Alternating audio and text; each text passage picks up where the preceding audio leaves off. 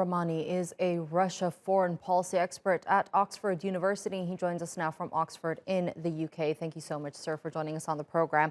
Now, as we mentioned, the foreign ministers of European countries are meeting to discuss and approve implementing further sanctions on Belarus. But sanctions was the main reason why Lukashenko sent migrants to the border to put pressure on Europe. Do you think this tactic is going to work?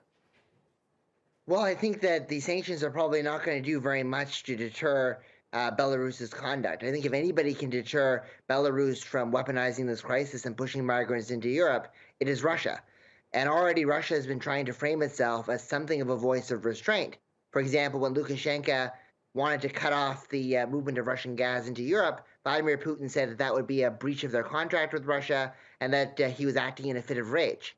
So Russia is really the only person who can restrain Belarus if they have the will to do that. Sanctions from the West might actually make the crisis worse. Right. You mentioned Russia. President Putin said that Russia has nothing to do with this migrant crisis and they're not behind Belarus's actions at this stage. How credible is he to Europe at this stage? Well, Russia is really trying to frame itself as an indispensable power, as a power that can't be ignored to European countries, as engaging in provocations in a variety of theaters all at once. So it may or may not be the lead prime architect behind this migrant crisis. I think that most likely this is a Belarus-driven policy, but Russia certainly hasn't done enough to deter Belarus on this front. But Russia is also engaging in provocative activities with mobilizations on Ukraine's borders.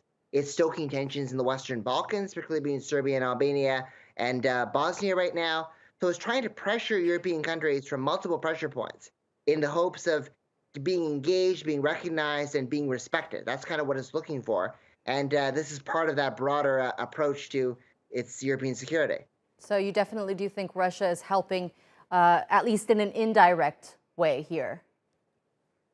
So they're either helping in an indirect way or they're not doing enough to really exert the kind of commercial leverage that they can over Belarus to make this crisis go away. Obviously, Belarus is economically dependent on Russia.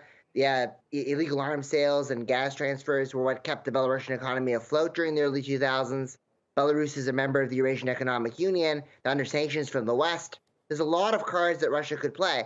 So the fact that Russia's response is confined to, oh, just don't cut off Russian gas to European countries, as not offering anything more than that, is a sign that Russia is, at the very least, okay with this crisis going on, or might actually see it as yet another point of leverage on the West that they can get in exchange for their own policies. All right.